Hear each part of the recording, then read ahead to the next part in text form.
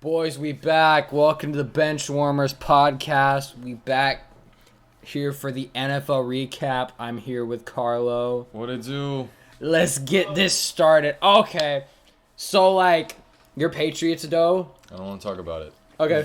And I won't talk about my Cowboys either. Hey, it was, We both had a bad day. It was a terrible weekend for both of us. So, I guess the first thing I noticed was Raiders and Bengals. First impressions, what did you think of this whole thing? Because it's like... Joe playoffs. Dude, he went off. I mean, other than the refs screwing up hard on a dead ball for the Raiders. Erroneous whistle and this whole thing. I was like, bro. The Raiders once again get screwed over by the refs. I feel like it happens a lot in the playoffs. Yeah. Like, it's very consistent that the Raiders get screwed. Mm-hmm. It's a reoccurring thing. And NFL, stop screwing over the Raiders. Please screw over the Patriots. Please. Oh, you did us a favor. Oh, that was beautiful. That was a beautiful... I think all of America will unite on this, that it was a good day, that the Steelers lost, the Eagles lost, and the Patriots lost. And for the rest of America, good for you that the Cowboys lost. Woo! I'll even admit that. As a Cowboys fan, honestly, I get triggered by our own fans. I do. They were breaking out fights over here for what? And throwing water bottles at the refs. And it's your fault. Literally the refs.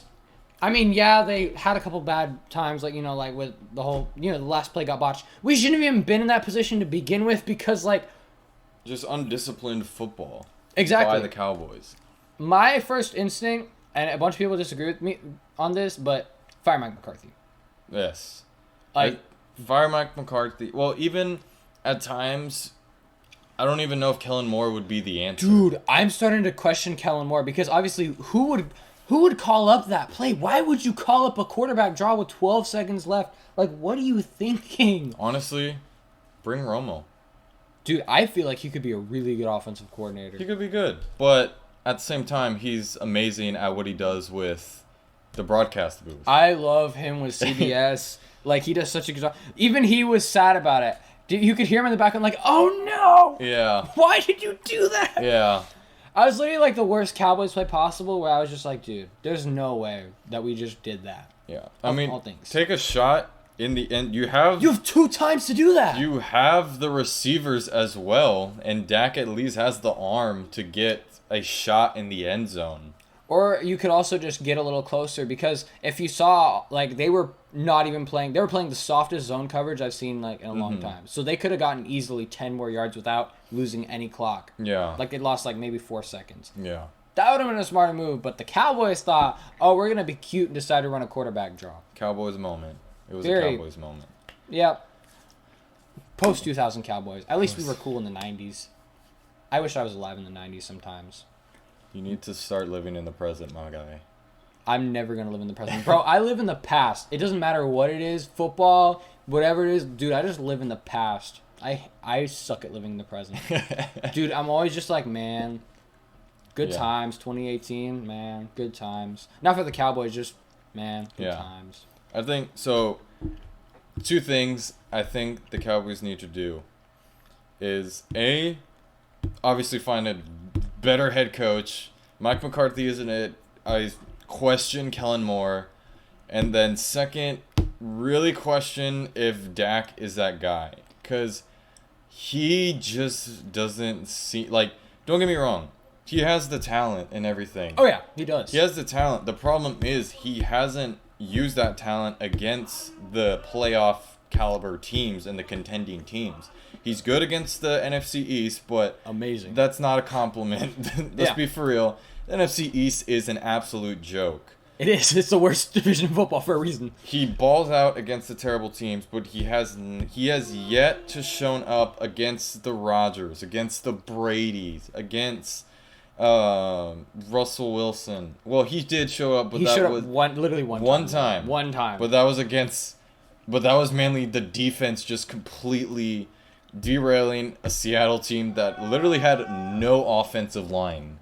You're right. I remember the Seattle offensive line was just so beat up that it didn't even take that much for the defense to just stop them on each play. Yeah. And then Dak, all he had to do was use his legs because also that secondary was pretty battered. Mm-hmm. And, like, the entire defensive line. Like, everyone was pretty injured on that Seahawks team. Like, Yeah. obviously, if you have Russell Wilson, you're going to be good. You got a chance, but you can do so much when you literally have no time. You have to run for your life.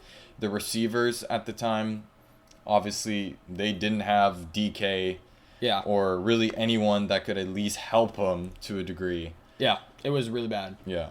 Dude, I want to address, who do you think is the best quarterback wide receiver duo in the NFL? Because I think that's becoming like a bigger topic for debate as of recently, especially considering Joe Burrow and Jamar Chase's emergence of like just greatness.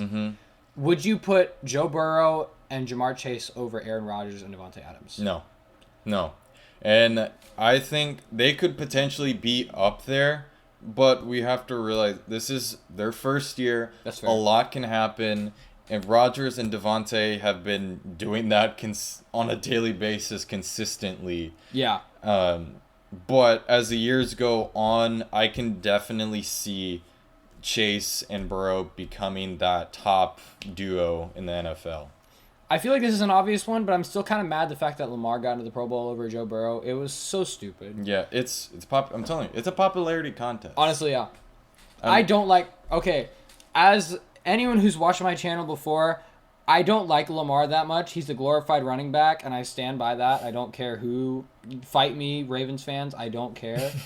Lamar is a glorified running back and can't throw the ball more than 10 yards without, like, dying, you know? So, like...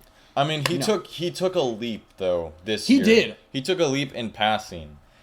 He started to do something. He did unfortunately get injured, but he definitely took leap in bettering his passing game. And I think if Lamar didn't get hurt and literally everyone else, especially since they had no running backs almost. Their running backs were gone. They had no running backs. Their linebackers were injured. Their secondary got injured. Their receivers got injured. Literally, the only receiving threat they had was Mark Andrews. And Mark Andrews is definitely a stud for them. Did Marquise Brown get injured? Hollywood? Yes, I'm pretty sure he did. Holy cow. Dude, they had nobody. Yeah, except Mark Andrews. Yeah. But Yeah, you're not going to have a team if you just have Mark Andrews. they definitely could have had a good shot at contention if their whole team just didn't get derailed by injury. The fact that they at least were competitive with all the injuries they had, I was impressed. is still impressive. Like, the fact that they were even 8-8, because a team like that, like, you saw with the Cowboys, like, their quarterback went down. Just their quarterback, and we went 6-10. Like, yeah, we did have, like, a record-setting awful defense because Mike Nolan was the worst defensive coordinator, like, ever, and rubbed hot sauce in his eye. But, you know... We went 6-10, and all we lost was our quarterback. So, Or when Romo went down, and remember when they went 4-12. and then he went down again, and everyone was like, "Oh, they're dead." And then we went 13-3, and then proceeded to die in the playoffs as usual. Well, they literally had a cakewalk schedule that year as well. They did. I mean, we beat legit teams like the Steelers And the Packers, but beat the Packers. I forgot about that. they beat the Packers and everyone, but at the same time, it was still somewhat of a cake because the defense was also, it was the same issue that we saw back at the 2014-2015 season. Offense, phenomenal. Like, literally no one could stop that offense. It was the defense that struggled, but because they were scoring so many points, it didn't even matter. It didn't matter. It made the defense look amazing at times, but in reality, it would eventually catch up. And of course it did against Aaron Rodgers, the man, the myth, the legend, the man that owns the Cowboys. He does. I'm going to say it. The owner is not Jerry Jones. It is Aaron Rodgers. Honestly, as a Cowboys fan, like, I've admitted all this, but, you know, go Titans and all. Dude, I literally posted on my Instagram story, I was like, screw this. I said, go Titans, Dallas who? Like, bruh. I'm not, like, bandwagoning on the Titans. Not because of the number 1 seed. They honestly didn't even deserve to be the 1 seed just because of their season. Just they got really freaking lucky with the Bengals beating the Chiefs, and they just got lucky with the fact that they didn't lose that many games, even though they were derailed by injuries. The fact that they got the 1 seed with all those injuries was kind of amazing. Well, Mike Vrabel, Coach of the Year. Well, and also it was the pretty much Kansas City just falling off completely for a good point in time. They had fallen. Well, in the beginning of the season, obviously there was that they were 3-4, and everyone was like, "Oh, Kansas City is dead." Yeah, And but then they eventually, heat up and everything. It was the same situation with New England. The only difference is Kansas City at least had weapons. I knew from the start with New England, they were in that middle pack. They weren't amazing, but they weren't bad. They were decent, and during the season, they were at least competitive in their games. Even those losses that they had, they at least stayed competitive. They were very close. The problem was because they didn't have a legit number one receiver and playmaker. Their linebacking core is very old. Yeah. They need to get another lockdown corner. JC is definitely that guy. Yeah, he is. He just needs help. Because, as we saw, this was the first time we got to see playoff JC, though. Mm-hmm. So think about that. JC was on Diggs, wasn't he? Was he on Diggs, or was somebody else on Diggs? Because Diggs was torching y'all the entire night. Well, at the same time, it's because it was literally just JC, and that was it. We literally had our third-string corners and playing safeties. Yo, we're literally, standing like trees against Buffalo. Did you realize, okay, I don't know if you knew that stat. I assume you did. Josh Allen threw more touchdowns than he did incompletions. Yes. That's insane. That is, the Bills had literally a perfect game. They pretty much went on Madden, decided to go on rookie, turn all the sliders up to 100. And that's pretty much what happened. He didn't even have to try. It looked like Lamar in high school, low-key. Yeah. The only people that showed up was Mac and Kendrick Bourne. Mac was actually on point. Mac had one bad interception. Yeah. Mac had one. Every quarterback has one bad. Brady has 3.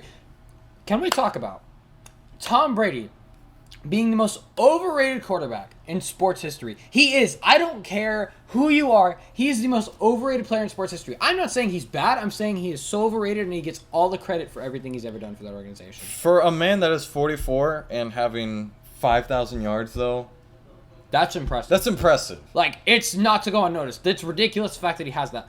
But his success early on in New England, I think, is something that people are like, oh, I think he's gotten better with age, which I think they've been saying for a long time. But he did. Because when he started out in New England, it was predominantly the defense. Dude, that defense was good. The defense pretty much carried them. And then when New England won the final 3 Super Bowls, once again, it was their defense, but it was also the offense being on point. You saw how much Brady grew and how much he learned from his mistakes and everything, and how much they really focused more on the offense and tried to get more in this offensive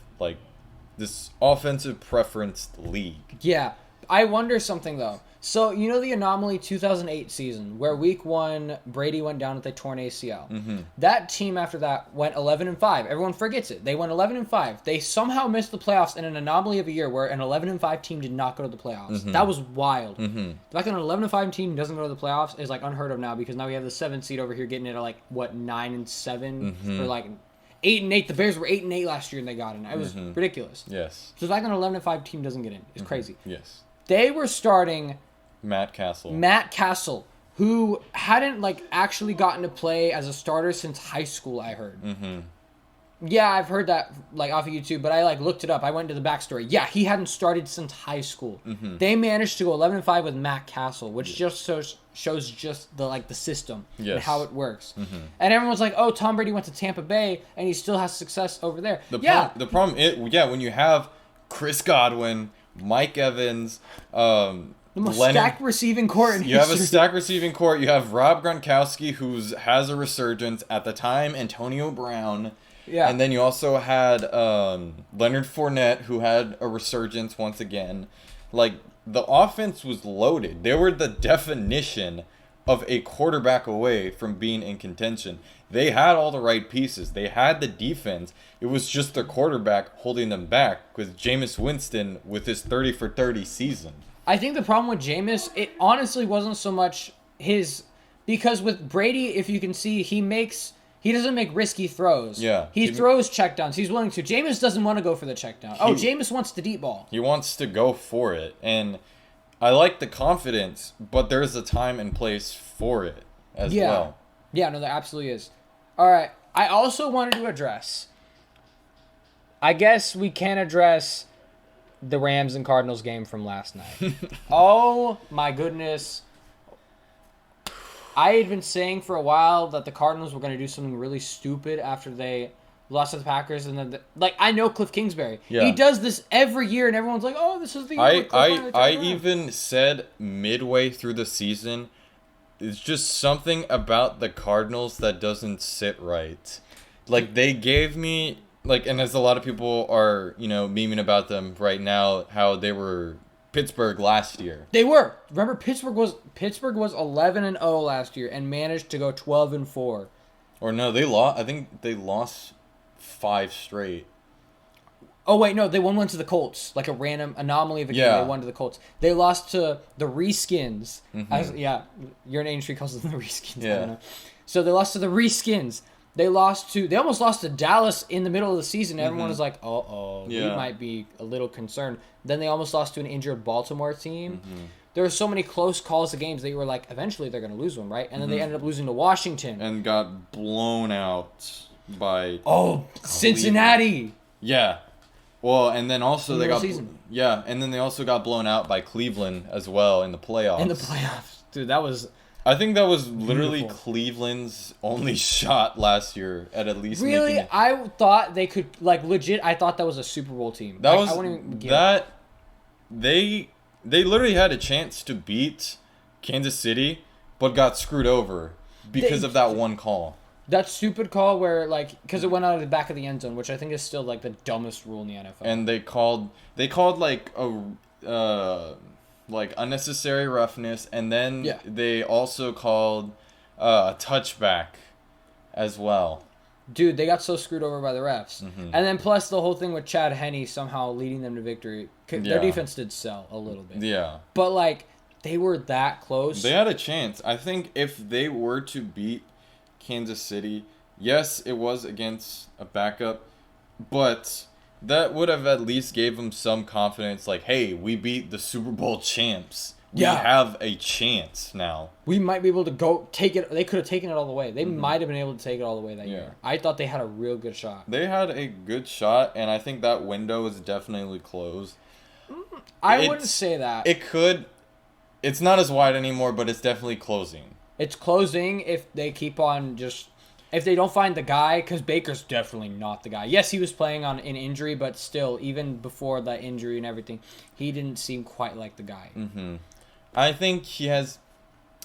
I remember seeing this video by KTO and comparing the careers of both Drew Brees and Baker Mayfield. Not saying that Baker Mayfield is going to be the next Drew Brees, but when you look at their careers, how they started, it's eerily similar. They both started off in very bad situations. Yeah. And they at least made somewhat of a presence. It wasn't until they went into another team that they just completely just went off and everything. And that may happen with Baker, I think, because let's be for real, any QB that Cleveland gets, it's just their death sentence. It doesn't matter. It's like the Vikings with kickers. Yes, it's just their death sentence. And I think Cleveland fans should at least be grateful for Baker instead of just completely trashing on him. Because let's not forget, all the QBs in the past before Baker, this is the same team that drafted Johnny freaking Manziel. It thought this was the second coming of Jesus himself. This was going to save the Cleveland Browns and take them to the Super Bowl. And what happened? This man was probably one of the biggest busts of all time. Oh, he was. I don't know if he was worse than Jamarcus Russell, but he's up there. He's definitely up there. Dude, I could not believe... looking back on it, it was I could see all the potential, everything in Johnny Manziel. He seemed so clutch. Keep in mind, this is college. And at the same time, what didn't help was he had a terrible attitude. He had a piss poor work ethic. He also didn't seem very disciplined. He was always about the party life, and pretty much that's it. And Urban Meyer. And then not to mention, I think also his physical attributes hindered him as well, because he wasn't a big or tall QB. He was under 6 foot. He was mobile, but that can only go so far. Mm-hmm. And of course, once again, as you said, it was college. And at the same time, if you remember when Manziel was having an amazing year, it's when he had Mike Evans. Again, yeah. Oh, I forgot Mike Evans was on A&M. Mm-hmm. So that helped him out so much. Mm-hmm. But But look at Mike Evans now. every QB is different. Because we said, Mac Jones is going to be a bust because look who he had on his team. But he's definitely proving that he's the guy. Granted, he still don't get me wrong. He needs a lot of work. He still needs a true number one receiver. But literally any quarterback needs a superstar wideout to be that big playmaker. Mm-hmm. I mean, we saw in 2019 with Brady. Yeah, Brady was Brady, but we saw how much he did struggle when he did not have a true number one wideout. Mm-hmm. They could have had A.J. Brown or D.K. Metcalf, Deebo Samuel, Terry McLaurin. Instead, they got N'Keal Harry. N'Keal Harry was not it. And he's a big body, but when I see N'Keal play, he seems more like a tight end. Yeah. I think they need to switch him over to tight, because he has the physical attributes in that build for a tight end. Why does he play receiver then? Well, Bill, just, I don't know what's like. Bill, let's just be for real. Bill cannot draft receivers to save his life. No, he can't. Bill has there's a lot of different things. Like, I don't know. He has trouble drafting. He's weird with his defensive draft picks. Mm-hmm. They do pan out over time. They do plan it. He does find diamond in the roughs with defense. Late rounders, he finds gems. Especially late rounder. Anything else, anything that is not receivers, he just can't draft. He's also not great with drafting quarterbacks. Well, I haven't really seen much of his quarterback drafting because all he had was Tom Brady and now Mac Jones, and it's hard to see. Well, he had Jimmy G. Right, he drafted Jimmy G. He drafted Jimmy G, which was supposed to be that guy, but Tom wanted him out. And then the next people was Jarrett Stidham. Oh, yeah, Stidham. But he just didn't have it. Like, he's just more of a backup. And they brought Cam in. And They brought Cam. Okay, the fact that they at least went 7-9 with Cam Newton, like, I know this excuse always gets brought up. They had Cam Newton. They had the most opt-outs and everything. They really didn't have everyone. But the fact that they went 7-9 with Cam Newton, and then the very next year pretty much made the playoffs is impressive itself. They were pretty much... they could have tanked and get someone like Trevor Lawrence or whoever. Oh, yeah. But the fact that Mac Jones literally fell to them... That was a blessing. That was a blessing for them. But the fact that it was pretty much kind of a rebuilding season for them, and then the next year they're in the playoffs, is impressive. Yeah. It's like the Warriors. Yeah. When they were pretty much tanking for 2 years. And now they're pretty much back in contention. Dude, I remember 2 years ago when they were like full on the worst team in the NBA. They were so bad. Yes. I was like, this is not what? Yes. A year later, y'all are from the best or like second best to the worst. Mm-hmm. Like in that short amount of time. Mm-hmm. And the Rockets were on the verge of possibly being good, and then they traded away CP3. And then James Harden, and then now they're a complete joke of a team. Have you seen Urinating Tree's video about Houston selling its soul? Mm-mm. Oh, yes. Oh, yeah. I'm so convinced. Like, they did. How does this get worse and worse and worse? This saga of Houston teams just continues to get more laughable as years progress. Mm-hmm. Like, how? How do they continue to, like, have worse? It gets worse and worse. Like, everyone was like... I would say the only bright spot is the Astros, but they can't... They cannot win it in the World Series. They can't do it. They can't finish. Like, they get there. They've gotten there. They get there. They get there, and it's like, all right, we made it. That's all that matters. We made it. We made it, so everyone can shut up now. Yeah, we made it. We didn't cheat or anything, but we made it. Hey, that's the other thing, though. Everyone's like, oh, the Astros are cheaters. Look at the fact that they can't win. I'm like, well, at least they're making the World Series. Every other team that's caught cheating probably would have been, tanking by this point. At this point, yeah. But at the same time, let's be for real. Every team cheats. Yeah. Oh, no. Every team cheats. It's just they don't get caught. Yeah. It's like, do you get away with it? They get away with it. Like, let's not deny the fact that every team definitely cheats to a degree. Some more than others. It's just a lot of them probably don't get caught. It's a fastball. Yeah. Oh no. My hand hurts now. I shouldn't have done that. I'm in pain. Yeah. It's fine. I'm trying to think of what other games were going on this weekend. So, let's recap. So, we had Bengals, Jamar Chase, and Joe Burrow are 1,000% the future of the Bengals. I can't believe that they turned around that fast, too, because everyone wrote them off as, look at this loaded AFC North. Yeah. You have the Steelers, who are tolerable. They're not great, but they at least can make the playoffs. I mean, it takes a miracle, but yeah, they can make the playoffs. The Browns just coming off of their miraculous season, and then of course you have the Ravens, who are like it seems like the juggernaut of the AFC North, at least at the time. But then you had injuries derail the Ravens and Browns. You had the Steelers underwhelm so badly offensively because of the offensive line. Injuries as well, because Juju went out, and then Big Ben, it's like it's so great that he's retiring, because you could tell this season he is not what he his used to be. Body is telling him to stop. It's like his body's like, please, no. Yeah. Don't put me through this anymore. I'm too old, please. But that defense basically carries them. That's all. I feel like that's all they have, because you watch Ben miss 5-yard checkdowns. Yeah. It is painful to watch the Steelers.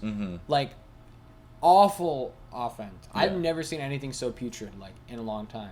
I thought the Cowboys' offense was bad with Andy Dalton. I think the Cowboys' offense with Andy Dalton was better than the Steelers' offense are this year. It's debatable. It's debatable. At the same time, Juju didn't play for like majority of the season, but would he have made that much of a difference though? I don't know. Is he that true number one? Is he that guy? I think he could be that guy. The problem is I think with all the drama that has happened, I think to a degree it is very, very overblown. Like, it's just... Their reputation's tainted a little bit. Yeah. But at the same time, I think people just get very angry because he decides to do TikTok dances. Yeah. I think it's very overblown. Shut up. I think it's very overblown, but at the same time, it definitely, especially last year, we saw how much it really hurt the Steelers. Yeah. Moving on. Yeah. I don't know. It's like, I don't know. Yeah. Dude, the Steelers just, they need to get rid of Big Ben. They need to just kind of start rebuilding. They need to start rebuilding, but... Keep Mike Tomlin or no? Oh, Mike Tomlin, for sure. You don't think he's past, you know how you like, yeah. Some coaches get past their tenure and it's like they're not effective anymore? I still think you can... I mean, the fact that, yes, they definitely got lucky with making the playoffs because the Chargers decide to call a timeout and not just tie the game. And the Colts implode at the worst possible time. I mean, the fact that he at least kept them afloat... Yeah. With what he had. I think he's a guy... He's never had a losing season with Pittsburgh. He's definitely the guy. I think he just needs to realize that we really need to start building for the future. Because he screwed himself last year by not trading up or looking for a quarterback. Because as of right now, they either have Dwayne Haskins and Mason Rudolph. Dude, Mason Rudolph was not the guy. He proved already he's not the guy. He's not the guy. And Dwayne Haskins, he has his moments. Yeah. He has his moments, but at the same time, he's not that franchise cornerstone that is going to bring you to the promised land. But here's the hard thing about this coming draft. There's no exemplary, like, amazing quarterback it's not just like, whoa. It's not like last year where you literally had 5 first-round QBs that could pretty much change a franchise with Trevor Lawrence, Mac Jones, Trey Lance, Justin Fields, and I forgot the guy from the Jets. Zach Wilson. Yeah. Like that year's that year's draft, the fact that 5 QBs that we may have for like the first, because there's always, granted, it's still very early. Yeah. Anything can happen. But as the fact that 5 QBs from the first round are more promising and there might not be a bust just shows how special last year's QB draft class was. Yeah. We need time to... I mean, we need time on Fields and Wilson, obviously. Wilson, Fields, and Trey... I think... With Fields, I think he got thrown into a terrible situation. Matt Nagy's the worst coach of all time. I mean, that, but also the fan base pressuring the Bears to throw Justin Fields in. Yeah. Because Justin Fields is that type of QB that needs a year to develop. Because look what happened with the Ravens. Everyone wanted them. They drafted Lamar. Everyone wanted him to start Lamar right off the bat. Like, put Lamar in. Yeah, they didn't. They waited like almost a full year, and look how that's turning out for them. Yeah. I think they found their guy. Yeah, they found their guy. He is their guy. Justin Fields, on the other hand, because management and everyone got so pressured, they threw Justin Fields into a bad situation. Mm-hmm. He's a very raw quarterback that has a very high ceiling, but also a very low floor. Mm-hmm. Like, he's definitely can be. He's a franchise QB, but he needs to be in the right situation and developed by the right staff. Yeah. Because I see him, he's, like, even in college, I could see he's missing some of the reads. He's missing a couple times here and there, but he shows so much potential. He has that potential. He just needs to be in the right environment. And I think the Bears throwing him in that early is probably going to ruin his development. But time will tell. I mean, he could ball out next year, or... because he got thrown in so early in a terrible situation, it's just going to derail his career. Maybe he'll get a better offensive coordinator. Or, maybe. Like, honestly, anyone's better than Matt Nagy at this point. Yeah. Because that was atrocious. That offense was atrocious. The way he ran everything, what he did, play calling, it was just bad. Well, it's the definition. Like, there's some coordinators that shouldn't be head coaches. And Matt, it's the same. Especially, they need to find, like... people need to find a balance with head coaches, because a lot of times you either have defensive coordinators that are a head coach and pretty much destroy the development of their rookie QB, of their offense in general. Yeah. They're not ready yet. Like, because they don't know how they've been working with defense their entire life. Yeah. How are they supposed to just magically know how to call plays on an offense? Right. Because look what happened to Jared Goff at his first year. Like, we thought it was like, oh no, like, oh, this is bad. This is bad. But then they get Sean McVay, and he just has, like, his career just revitalized and everything. Yeah. The man got to the Super Bowl and everything. That was so fast. Yeah. McVay's the guy for... McVay's definitely the guy. Like, and then he's still proving it with another quarterback in Matt Stafford, who is, he's a veteran. Yeah, he's definitely... hasn't had much playoff success, but granted, he was on the Lions. I mean, it's the Lions. It's the Lions. Yeah, it's the Lions. But at the same time, he's still a solid franchise guy. And the fact that the Rams, now with the team that they have and Matt Stafford in there, like, they look unbeatable at times. They do, because the amount of talent. It felt like, if they lost and didn't go to the Super Bowl, it'd be such a big failure just because of how much talent is because on the team. The Rams at this point are just like, screw the future. Yeah. We are going all in. Super Bowl or now. bust. It is literally Super Bowl or bust. If they do not win this year, they are very, very screwed. Their window is done after that, because then they'll be basically in cap hell. Yeah. Because of how much money they've just given to everyone. Mm-hmm. And then also, they literally have no future. Yeah. Because they've traded away so many assets. They don't have any draft picks left. Yeah. So, and if they do, they're not going to be high. They're not going to be any first-round draft picks. Yeah, because look at who they have. They literally just have a bunch of veterans who are kind of in their prime / past their prime, who they think they're going to take them all the way. They're at this point, especially like Von Miller and Obi. OBJ, ring chasing. But at the same time, OBJ has started to come around at the right started time. to like actually progress and actually be a good threat again. Yeah. Because he was on the Browns and he was kind of cancerous to that team. Yeah. He was begging for the ball and Baker was forcing it to him. Yeah. I think it was both on. At the same time, it was also on the team because the Browns at the time, well, and still are like Tennessee. They're a run-first heavy offense. Yes. And then eventually pass too. Yeah. You want to be able to do both.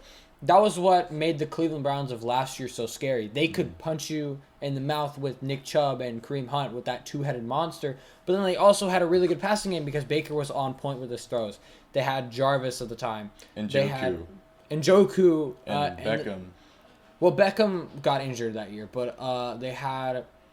Who else? They had a couple other guys who were like new. I think they were rookies, and then they had a couple of vets. Like they just had solid players all the way around on the receiving end. They had who was that dude from Michigan who kind of just balled out last year on the Browns? I don't remember his name. Dang it. Yeah. It was someone like he had like a really long name though, like receiver for the Browns. Anyway, dude is really really good and has like a monster. Well, I think a monster year. He has a really good like I don't know. He just did really really well with the Browns. Yeah. And like even though he wasn't like amazing, Right. he still was a threat. Yeah. Along with the fact that they had still that two-headed monster with Nick Chubb and Kareem Hunt. Like that was a scary team. That was a scary offense combined with Myles Garrett on the defense and then all the defensive pieces they had around him. They had Denzel Ward as their lockdown corner. They have a lockdown corner. They have a pass rusher. I don't know how their linebacking situation is. It's not the best. Christian Kirksey's solid, but he's not like amazing. He's starting to regress. But they have all the pieces. They still kind of have those assets. Nobody's gone in free agency yet. If they could get if somehow Aaron Rodgers went to the Browns, can the Browns ruin Aaron Rodgers? That's a fun question. That would be interesting. I mean, we'd have to see how that play out, but I guess it would see like how much of a Hall of Famer, because we already know He's in the Hall of Fame. He's like there's no debate, like he's a lock. The only people that will say he's not deserving to be in the Hall of Fame is Bears fans. Bears fans. And maybe some Vikings fans. Maybe some Vikings fans. Detroit, Detroit's just so dead. They've accepted all their pain. They're literally just numb at this point. They're Yes. just sitting there like, I can't take any more of it. Yeah. I don't care. Yeah. I mean, that's kind of me right now after we realized.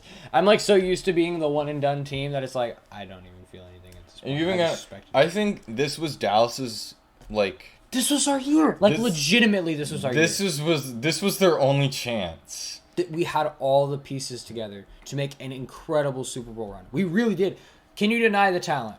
You can't deny the talent. But that's the problem what we say every year, though. Yeah. They said, like, it's the same cycle. Dallas has the talent. They just can't execute and finish. And their coaching. Oh, my God. They can't. The problem is they'll never get a legit coach that is going to take them to that next level because of one man and one man only, and that's Jerry Jones. Jerry Jones just wants a yes man puppets. And that is Mike McCarthy, Jason Garrett, literally... Bill Parcells was... Well, he was less of a yes man. Look at how quickly he was gone. Yeah. Bill Parcells. All these guys, look at eventually just Jerry. In the beginning... Rex Ryan's brother. Yeah. Yeah. Yeah. Look how that went. And then... Not very well. And then Jimmy Johnson, who took them to that next level... He was not a yes man. He wasn't a yes man, and once that happened, Jerry shipped him off. Yeah, so here's the problem. Because early on, you had a lot of... Cowboys went through a lot of different coaches. Because a lot of them, I don't think, were yes type of guys. And so Jerry found his yes guy, which was Jason Garrett. Look how long he kept him. Yeah. And he was like, oh, no, I'm not going to find another one. He found Mike McCarthy. The scary thing is we might be stuck with Mike McCarthy for a few years. I will take a fat bet that, and this would be a safe bet, that Jerry's going to keep Mike. No matter what. I feel like he will. Stephen Jones already saying like Mike's gonna stay. Yeah. It's so dumb. As a Cowboys fan, it's so dumb. He's already proven. He's literally taken. It's taken 2 seasons for me to realize he's terrible at clock management. He doesn't have the heart of a job. He literally has Dan Quinn and Kellen Moore carrying for him. Even then, I would question Kellen Moore at times. I'm questioning him now. I'd be glad if she shipped. For an offense that has that talent to struggle against the Cardinals or against the 49ers. Like, they put up like more than 30 points in the first game against the Buccaneers. Yeah. You're telling me they couldn't do that against the Cardinals or the 49ers or literally anyone in the league. Like, they Besides Washington. Yeah.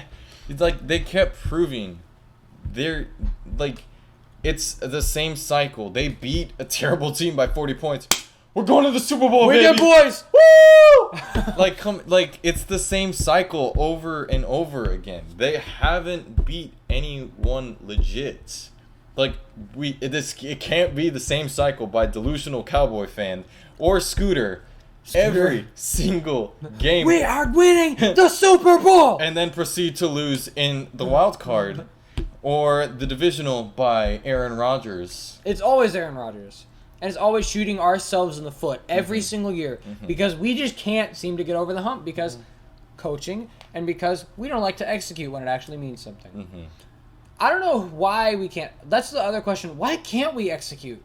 We just forget how to play football. I think Dak literally forgot how to play football. It's because the playoffs is a different atmosphere. You either have it or you don't.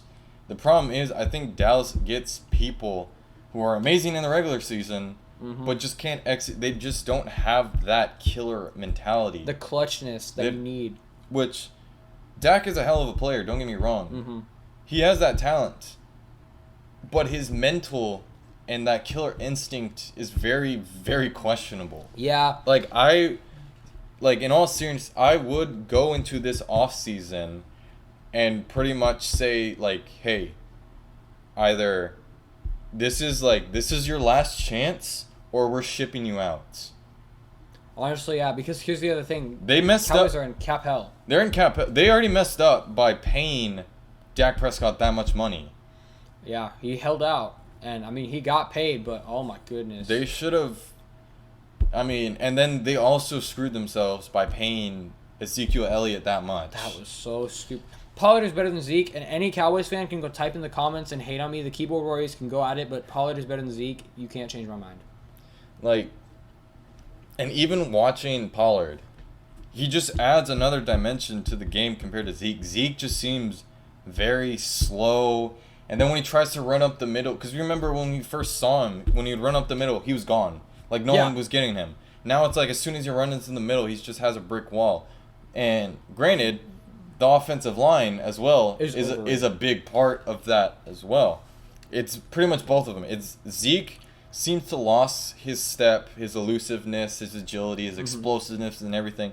And the line is completely falling apart. Tyron Smith is getting older. Like, every week, he has some sort of back injury or something is up with him. Something elbow, leg, it'll be anything. Lyle Collins, always injured or is suspended sometimes. Yeah. Zach Martin is literally the only consistent guy that they have. They don't have a consistent center. Connor Williams was a wasted pick. Anyone that defends Connor Williams, you are the most delusional person ever. Connor Williams does nothing but commit holding penalties, and I will stand by that. He terrible. He is the most penalized offensive lineman in the league. Like, you cannot defend this. Literally, the play that we saw when they had that long bomb to CeeDee Lamb got called back because of one person, and who else? Connor Williams. I don't know why he just... But here's the other thing. Why can't the team just discipline him? Like, the team won't even bother to fix the offensive line issues with the fact that we keep on holding in every play. It's always him or it's always Tyler Biadasz, our center, who is also not that good. Because last year, I don't know if it was last year Travis Frederick retired. They also had McGovern as well. McGovern got injured at one point. Yeah, and even they put in McGovern this year as well. Yeah. And it still didn't help. Yeah, he's still... I think Dallas, And this is what's hard for Dallas is that they can't really do much because they don't have high draft picks. They don't have the cap space to go sign someone that's going to help them. They really can't do much. They are very screwed. Not to mention, have you seen the list of free agents that they're about to have? Oh my goodness. There is our offensive line basically, and all of our key name players. Mm-hmm. And then the defense as well. I heard DeMarcus Lawrence. I think DeMarcus Lawrence and Randy Gregory. I think their contracts are up. So those, I heard those are big pieces. Randy Gregory's is up. Randy Gregory has become a game wrecker for us. We need to keep him at all costs. Yeah. The Dallas is like, this is like, I know people always say this was literally their only chance. This truly was, I don't want to be like this was our year, but like it really was. This was granted, they missed so many opportunities in a lot of games. Mm-hmm. But this was literally their only chance that they had to make a Super Bowl run. Because moving forward, they are going to be in cap hell. The draft picks that they're not awful, but they're not great. So their draft picks aren't going to be like, woo, like anything amazing or anything. Like, especially since this draft isn't that good. Yeah. Like, they have a lot of work to do. And the problem is Jerry deciding, like, a couple years ago to get CeeDee Lamb. And I do see where Jerry's coming from, because remember what happened with Randy Moss. Dallas wanted to draft Randy Moss, but they decided not to because they passed up on Randy Moss because they were concerned about behavioral issues and everything. Look how that turned out. Oh, well, Randy Moss became Randy Moss. Randy Moss became Randy Moss. But, so that's what Jerry decided to do. CeeDee Lamb was still available with... Take him. Like, they took the best player. I get it. But you already had Michael Gallup. You already had Amari Cooper. You don't want to have the Eagles get CeeDee Lamb, though. But, I mean, you already have 2 number 1 wideouts. Yeah. You had Schultz. You had Jarwin. You know you need a lockdown corner. Mm-hmm. You know you need a lockdown corner. You know you need defensive linemen. Because that D-line has always been atrocious. It always literally just run up the middle. You're going to get it every time. Yeah. Like, they don't have a good nose tackle as of right now. Like, when Tyron Crawford left... That did not help. That didn't help. So, they need D-line. Their linebacking core at the time, like, it was solid enough. Yeah. Because... you still had Van Der Esch. You still had Jalen Smith. Jalen Smith was still pretty good. And I think they still had Sean Lee at the time. Sean Lee's not playing. Well, Sean Lee was Sean Lee. But he at least was something. Yeah. They at least had some pieces. But at the same time, they needed to bolster that defense. And they decided... And Jerry has always been this way. He wants to go for flashiness. Mm-hmm. That's why he took Ezekiel Elliott over Jalen Ramsey. Oh, I didn't realize he did that. He did that. He took Ezekiel Elliott. Literally, it was Dallas, Jacksonville. He had the option to take either Jalen Ramsey, a position that they needed a corner. Yes. They needed defense. They needed defense so bad. So bad. And they decided to get Ezekiel Elliott. I mean, like, yeah, he turned out amazing for the first, 3 or 4 years. But you could have just waited the second round to get Derrick Henry. He was still I realized that after the fact. Oh my gosh. The Cowboys had a higher pick over the Titans. They could have still gotten Derrick Henry. Yeah, you had Jalen Smith. They got him. He was great for 1 year. He had that one good year in 2018. And just dipped. When reality... Imagine how scary the Cowboys would have been if they had Dak Prescott, Jalen Ramsey, Derrick Henry, and that offensive line at that time. Literally, we would have won a Super Bowl. They could have legitimate won a Super Bowl that year. But at the same time, Aaron Rodgers is Aaron Rodgers.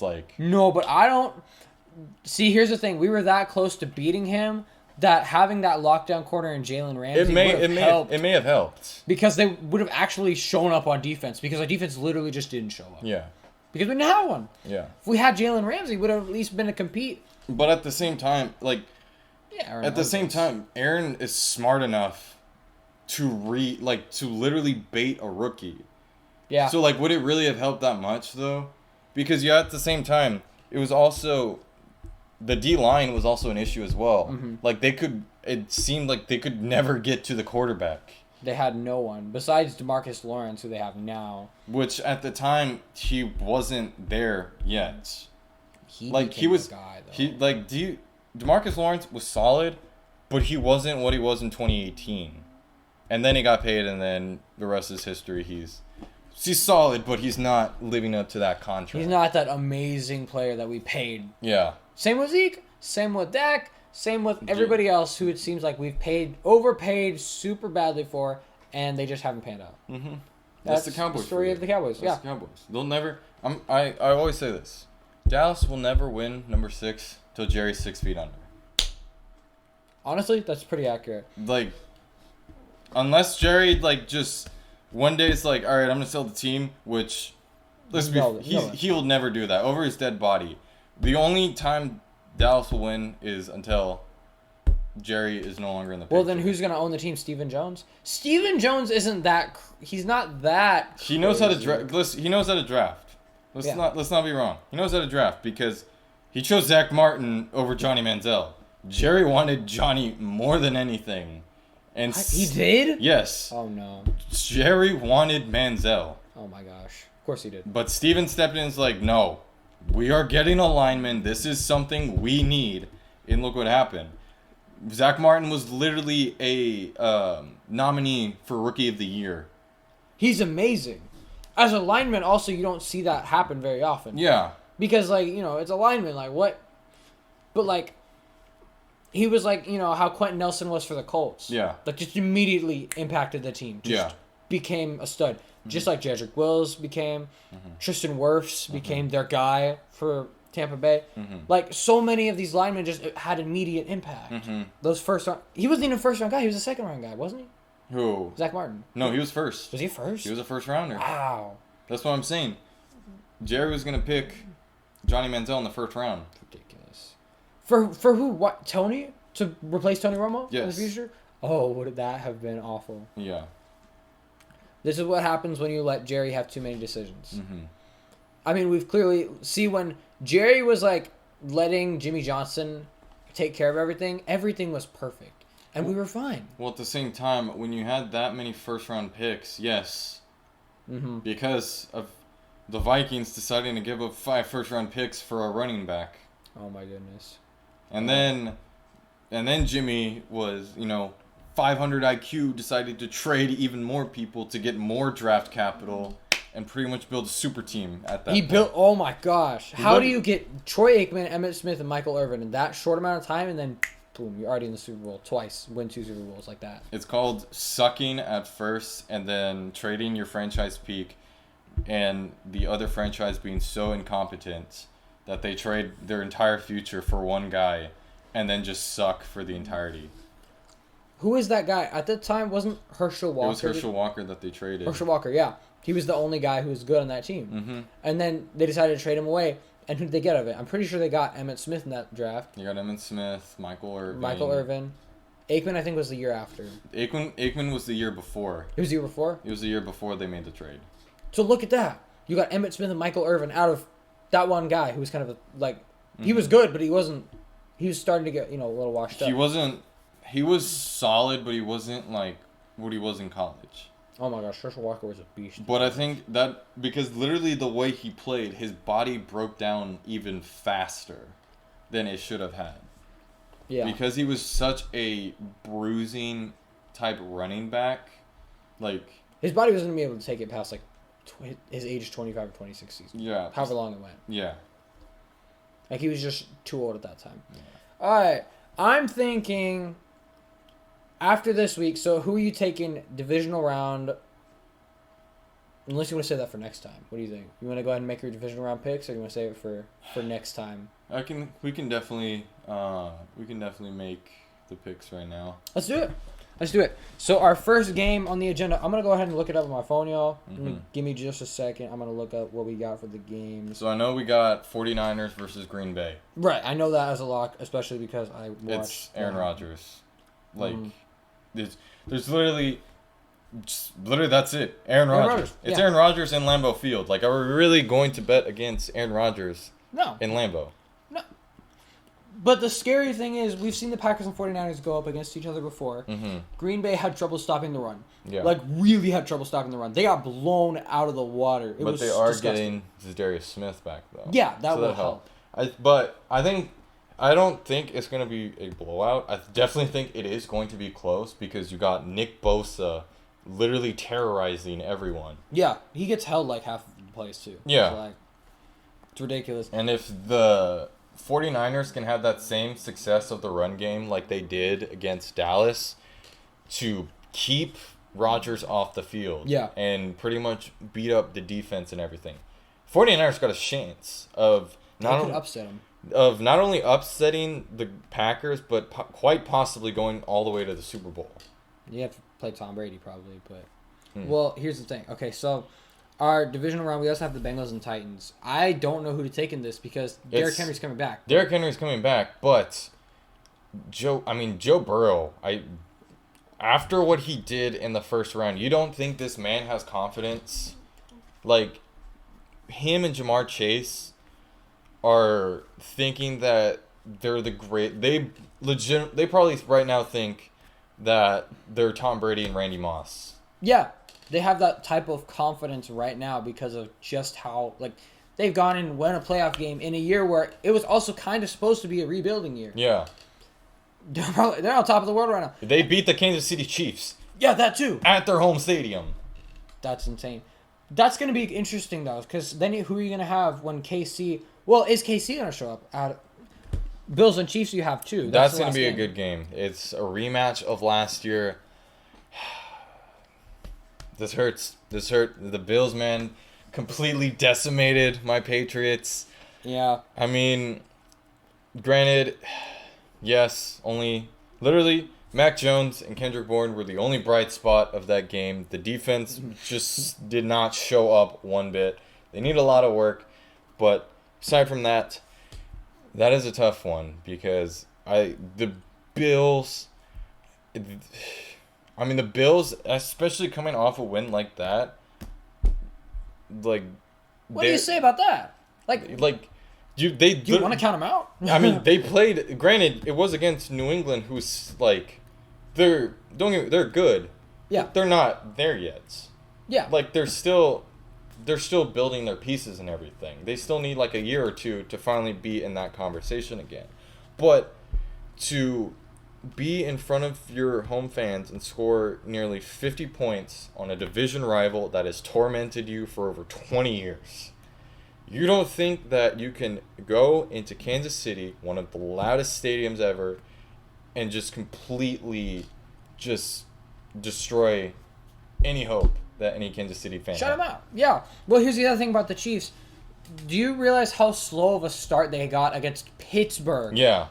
Like, if you're doing that again, because there's no way. If you do that against Buffalo... You're going down 21-0. Yeah. You're going down quick. It's literally impossible to stop Josh Allen, who is not only a big body dude, he can run, he can air it out 70 yards. Not to mention you got Stephon Diggs. Yeah. You have that run game with Singletary. They actually showed up against the Patriots. And then you also have that defense, which is at times very underrated. Like, this is a legitimate shot for the Bills to be in the Super Bowl again. I really think that this is their time. I also picked them against the Chiefs. I'm going to say it's going to be close. I'm going to say the Bills by 3. Only because I definitely see, oh my gosh, Spence just texted me, most valuable choking team, Cowboys. Yes. Oh no. It's true though. It is very true. It hurts, but it's true. We suck. We keep on choking. But Bills and the Chiefs, I'm picking the Bills by 3, again, because of Josh Allen. Yes, the Chiefs' defense is solid, but they're not, like, elite. They're not anywhere close to elite. Against an elite defense, a top 5 defense in the league. Yeah. Josh Allen did that. Yeah. How can he not do that against a team that's worse than that? Mm-hmm. Like a defense worse than... There's no way. Yeah. There's no way. Yeah. Like, Patrick Mahomes will keep it close. He will keep There's only so much you can do, though. The offense will definitely keep it close, but at the same time, you can't count out that defense. Yeah. That defense is legit. Yeah. Like, I know earlier I picked Kansas City, but watching what the Bills did to my New England Patriots, I think they definitely got a shot. It might be close, mainly because of Patrick Mahomes in that offense. But I think the Bills might come out on top of this. Yeah. For the next game, Rams and Buccaneers. That's tough also because, think about this. You got Tom Brady. You got Tom Brady playing at home. But who else? Be honest. You got Mike Evans. Fair. Despite the injuries, the receivers have still shown up. Yeah. You have that defense. You saw that against Philly, even though Philly is terrible. Like, they still got that defense. That's the main thing. yeah. Their defense is still, you got Devin White. Levante David. You got Levante David, Devin White. You got that linebacking core. Secondary, though. Secondary is questionable. Granted, they looked amazing, but it was against Jalen Hurts. Yeah, it's Jalen Hurts. Yeah. The dude cannot throw a deep ball. Mm-hmm. He cannot throw a deep ball. Mm-hmm. He's again kind of like Lamar Jackson in the sense that he's a glorified running back, at least for the time being. Well, I think it's this. I think Jalen Hurts is in the same situation as Justin Fields. Mm-hmm. A very raw, very high upside QB that can be great, but you need to be very patient and mold him. Yeah. But at the same time, I think the Philadelphia Eagles, when they drafted him, it was like they really didn't know which direction they wanted to go to. Yeah. Because it's like, okay, we're going to go with Wentz, but we're going to actually play Hurts, like, in a game that we really need to win in order to get to the playoffs, but we're just going to tank the game and everything. It's like the Eagles, Nate Sudfeld. The Eagles didn't know what they wanted. Yeah. I don't know who else to pick, though. For the Bengals and Titans, that is such... I can't even pick who I think is going to win that game because it's... Mm-hmm. I want to say Tennessee mainly just because of they're at home and then also the experience that Ryan Tannehill has. Yeah. He's been here before. He's been here before. He's been to the AFC He's literally been almost to the Super Bowl.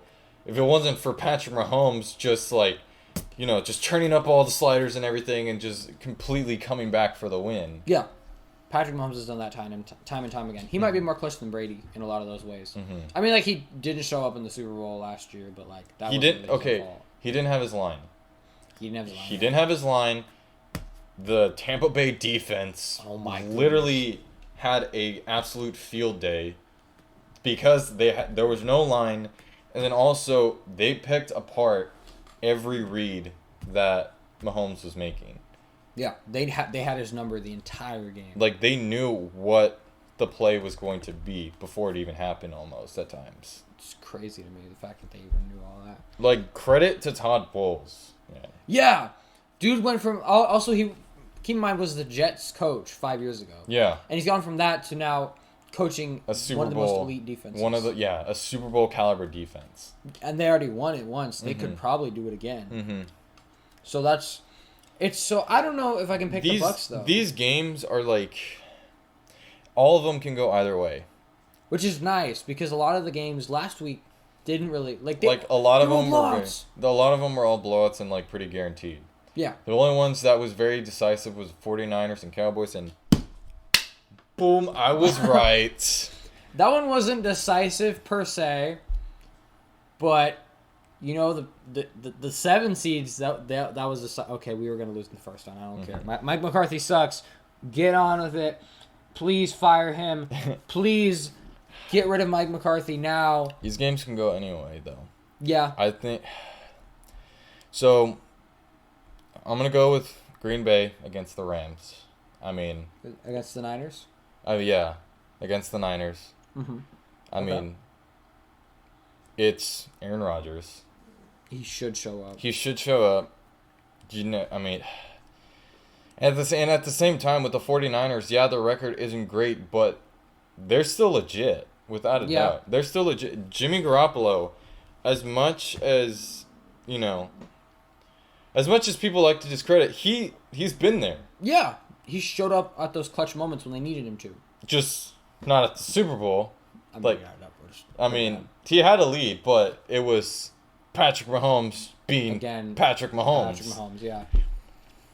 I mean, I'm gonna go with the Packers. I'm gonna go with the Packers as well. The Bucs and Rams. See, that one's tough. Yeah. Because that can go either. Because both of them, like, we know both of them, their defense is gonna show up. Yeah. And right now, a lot of the Buccaneers linemen are getting injured at the worst possible time. Literally right now in the playoffs, this is not the time to get injured. I'm going to go with the Rams for this, mainly because Aaron Donald is about to have an absolute field day because of the injuries on the line. And then, I mean, you know how Brady is, especially with guys coming on it. Because he's not mobile, but at the same time, he's able to get it out. He gets it out so quickly. He's one of the best at getting the ball out quickly, and that's one of the things that I still think he's a good quarterback. Yes. You can't deny it. You can't be like, oh, he's a bad quarterback. No, he knows how to get the ball out on time to the right guy. For 44, he still does that. He's still playing like he's in his 20s. It's ridiculous.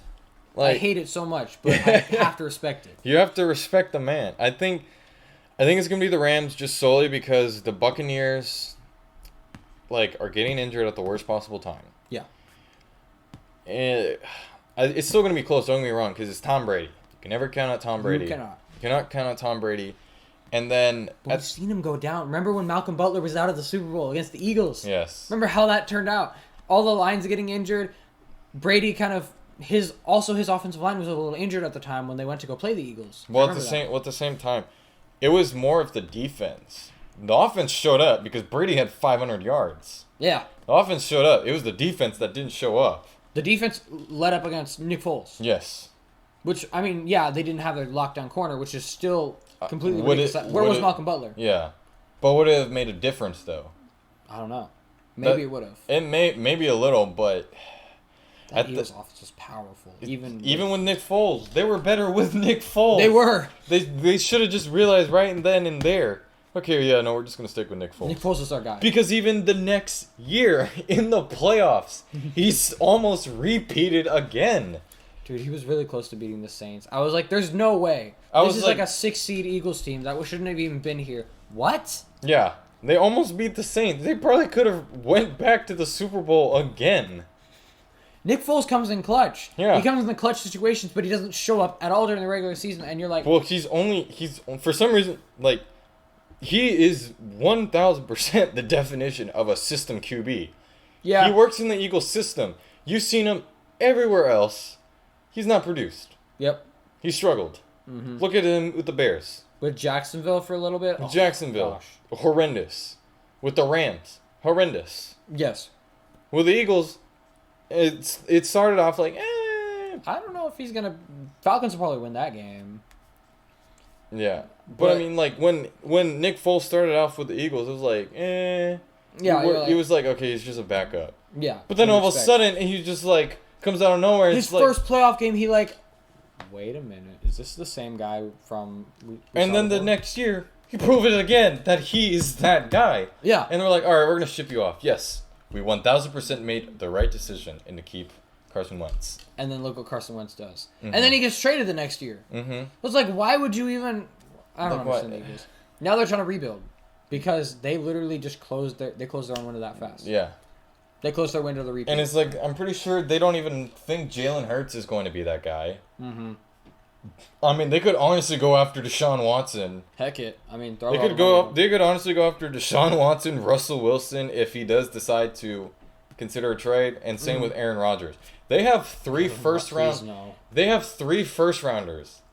Oh, you don't think any of those teams are going to be willing to trade their franchise QB for 3 first-round picks? And let alone, those are high first-round picks. You have the Dolphins' first-round pick. you have the Eagles' own first-round pick, and then you also have the Colts' first-round pick. Oh my goodness! All above 20. So like you can get potentially three franchise teams. Yes, you can get 3 franchise players right off the bat. Right there. You know who would be perfect for that? The Seahawks. Yeah. The Seahawks would be the perfect trade suitor for that because they're kind of figuring out, okay, it's rebuild time. It's time to restart. We lost our era with like Legion of Boom. We kind of that window closed. It's a reality. Yeah. Every team their window opens and then it closes back up again. Unless if you're the Patriots. It seems like the windows seems to always It's always open. Even when we're thought it's like, that's it, they're done. They literally reloaded. Yep. They reloaded and then now they're back to, being in the playoffs again.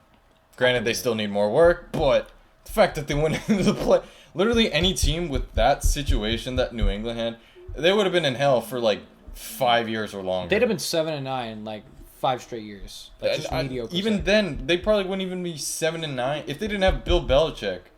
With that team, dude, they would have probably been worse than the Jags. They would have fallen off. Dude, the Jags were horrendous unless it was the Colts. Yeah. Dude, that was bad. Who was the other game? Because you picked the Packers, Rams. You picked the Rams. I got the Rams. I got the Bills. You had the Bills. Did you have Bengals and Titans? Who'd you pick? Oh, that's the one you didn't pick. I'd pick the Titans. See, that one's tough.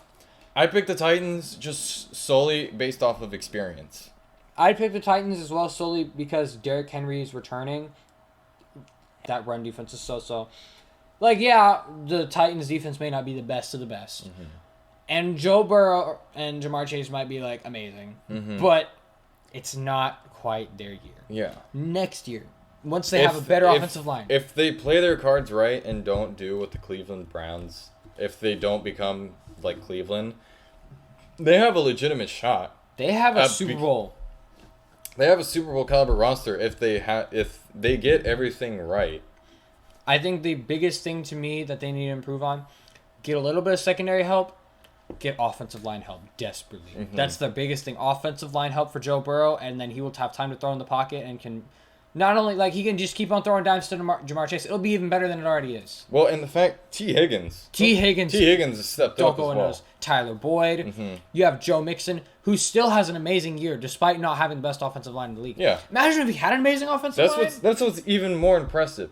The fact that they passed up on Sewell.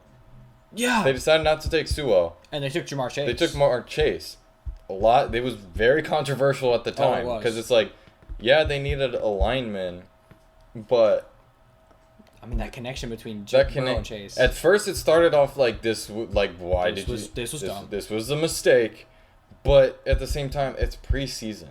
Yeah. Like, people freak out way too much over preseason. Because then, after that, as soon as the regular season start, Jamar Chase finally found his footing and everything, and then the rest is history. Now they've become one of the best QB wide receiver duos in the league. They're eventually going to be.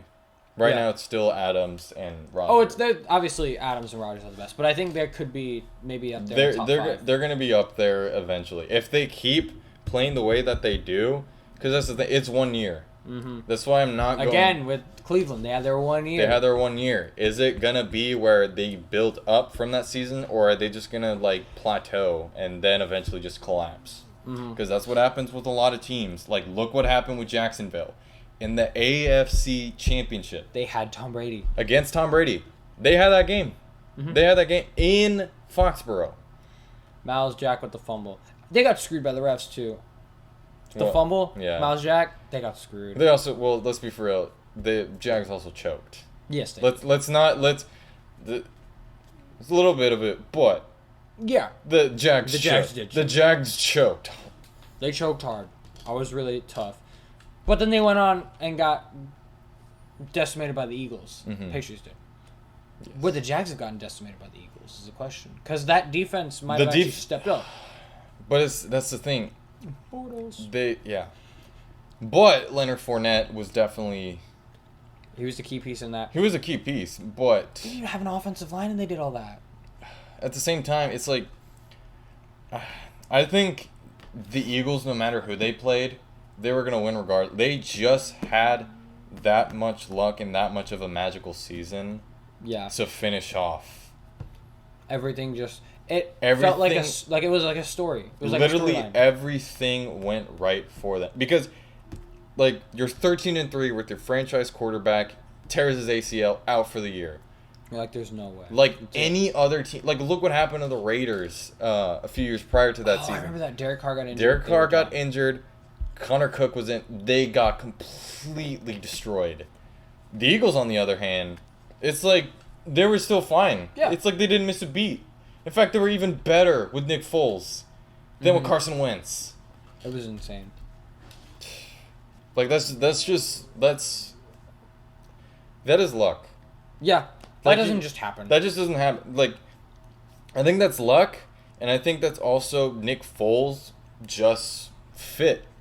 He just fit. Scheme fit, underdog mentality, everything, just literally everything went right for them. It was like a storyline. Yeah. Like a crazy storyline that you could like just It's out of like, a dream. It's literally like if Madden decided to put effort into their story. Honestly, yeah. Because that would have been really fun to watch. Yes. But instead we have Stuff like Face of the franchise. Face of the franchise and Long Shot. Long shot. Wow. Did you ever play Long Shot too? I don't think I ever did. Dude, you didn't miss. It was literally more cutscenes than gameplay. Oh no. And then Face of the franchise, we don't talk about it. And then Ultimate. Anyway. Anyway. After That's a discussion for another day. Yeah, that's definitely a discussion for another day. We are at an hour 15 on this thing. I think that just quite about wraps it up. Yeah, I think that definitely wraps it up. We covered a lot of topics today. Leave comments in the description if y'all want us to cover like something really, really random off topic, because I couldn't think of much else to cover besides what we just witnessed over the last week with some of the most like fun playoff football I've seen in a long time. Mm-hmm. It was really fun to watch. Despite majority of the games being blowouts. Plus, my Cowboys losing. And my Patriots getting absolutely manhandled by 30 points. Ouch. That was rough. That was rough. And the Cowboys running quarterback draw on the 40-yard line and with 11 seconds. 11 seconds left. No timeouts. Mike McCarthy should be fired. Mm-hmm. So yeah, thank you all for tuning in. We'll catch you on the flip side. Yeah, like and subscribe to the podcast. Let me know if you want like a second podcast channel. We might start it. I keep talking about it. I don't know. Do you want to start it? I don't know. I think we should. I think we should do this. All right, bet. So yeah, we will catch y'all on the flip side. Later.